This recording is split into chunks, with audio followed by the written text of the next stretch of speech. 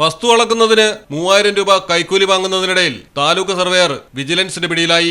കൊല്ലം താലൂക്ക് സർവേയറായ പവിത്രേശ്വരം സ്വദേശി അനിൽകുമാറിനെയാണ് കൈക്കൂലിയുമായി അറസ്റ്റ് ചെയ്തത്.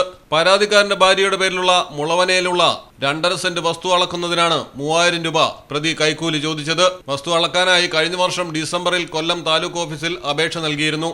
അളവിനായി അനിൽകുമാറിനെ പല പ്രാവശ്യം നേരിൽ സമീപിച്ചെങ്കിലും വസ്തു അളക്കാൻ കൂട്ടാക്കിയില്ല.